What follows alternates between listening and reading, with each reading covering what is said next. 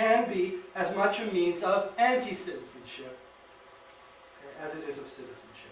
We're culturally predisposed towards thinking that any technology that increases access to information and facilitates new and extensive ways for people to communicate with each other must be good for democracy. But the combination of expanding access to information and proliferating means of communication has never been enough to produce engaged citizenship on a broad scale. As many writers have observed, each of the telegraph, the telephone, the radio, and television was accompanied by its own heroic rhetoric of democratic transformation and reinvigorated civic engagement. None have delivered fully on this promise. But each has been crucial for the maintenance of a system of political and economic power in which most people are systematically distanced from the practice of citizenship most of the time. For the most part, these technologies have been means of anything but citizenship. Spectacular entertainment, docile recreation, habituation to the rhythms of capitalist production and consumption, cultural normalization. The internet as a radically decentralized medium whose capacity for publication and circulation far surpasses that of its broadcast and print predecessors has certainly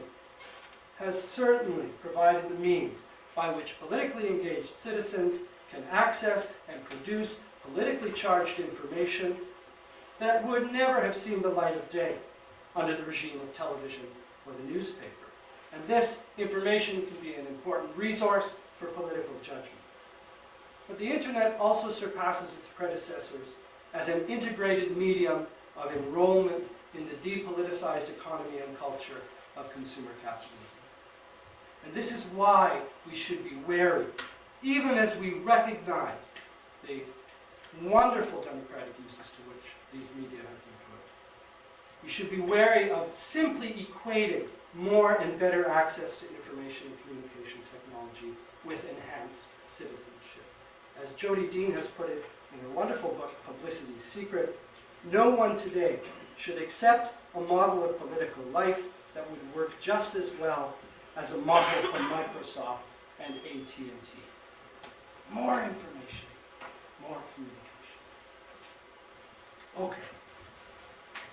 Whenever I tell people that I'm interested in technology and citizenship, they automatically assume that what I mean is that I'm interested in how governments, political parties, and activists use technology in their various practices. They have a hard time understanding what I mean when I tell them that I'm more interested in how people are used by these technologies. Sometimes I quote Martin Heidegger, who in his famous essay, The Question Concerning Technology, said, "So long as we represent technology as an instrument, we remain held fast in the will to master it, and we press on past the essence of technology." This, of course, clears everything up right away. What I should say is that how we use technologies as instruments or means really represents just one way in which technology bears on citizenship. And if we focus too exclusively on that, we run the risk of ignoring other, probably more significant aspects of this relationship. One of these aspects is the status of technology as an object of political judgment. What does it mean to say that technology ought to be an object of political judgment? It means that because technological devices and systems have such dramatic consequences for human social, economic, and cultural relationships and practices, their development, design, regulation, and governance should be subject to the political judgment of citizens. Technologies are not just neutral instruments or means. They are rather intimately bound up in the establishment and enforcement of prohibitions and permissions, the distribution of power and resources, and the structure of human practices and relationships. Contemporary philosopher of technology Andrew Feenberg captures this perfectly when he says this. He says, "Technology is power in modern society. a greater power in many domains than the political system itself. The masters of technical systems, corporate and military leaders, physicians and engineers have far more control over patterns of urban growth, the design of dwellings and transportation systems, the selection of innovations, our experiences as employees, patients, and consumers than all the electoral institutions of our society put together.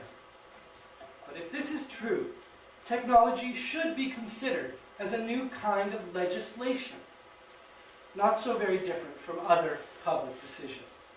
The technical codes that shape our lives reflect particular social interests to which we have delegated the power to decide where and how we live, what kinds of food we eat, how we communicate, are entertained, healed, and so on. Now, if this is true, then how could a society that understands itself to be a democracy possibly not make technology an object of political judgment on a routine basis?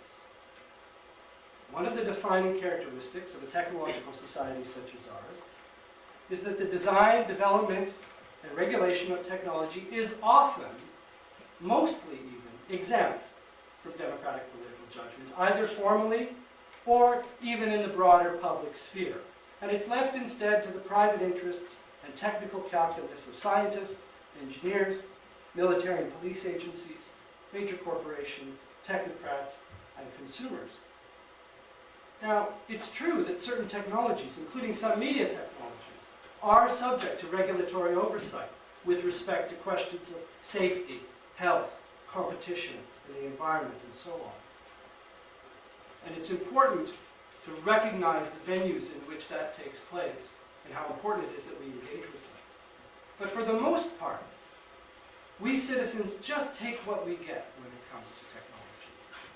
We live in the world of the cell phone, the automobile, the jet airliner, pharmaceuticals, plastics, video surveillance, the computer, gas pipelines, the supermarket, endlessly proliferating screens, whether we like it or not. Nobody asked us. But how could they possibly have asked us? The normative argument that I've been making for making technology an object of political judgment is far easier to support than the practical one. Let's take the emerging field of nanotechnology, for example. Nanotechnology resides at the crossroads of physics, biology, chemistry, and it refers to the manipulation of materials and fabrication of devices at the scale of 1 billionth of a meter.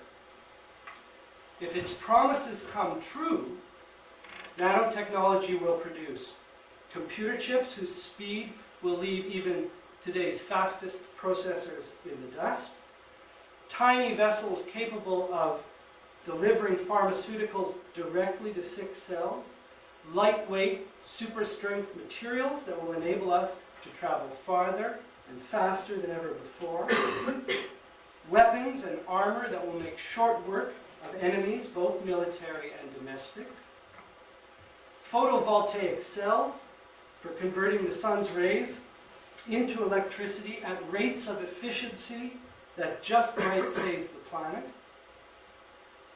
And most exciting of all, stain-resistant pants. The word revolutionary is often used to describe the potential repercussions of nanotechnology, and it seems much more plausible here than it does when it's used to describe the iPhone and YouTube. Now, not surprisingly, governments around the world have been investing billions of dollars into research in this area. Your dollars. Which raises the question, did anybody ask you?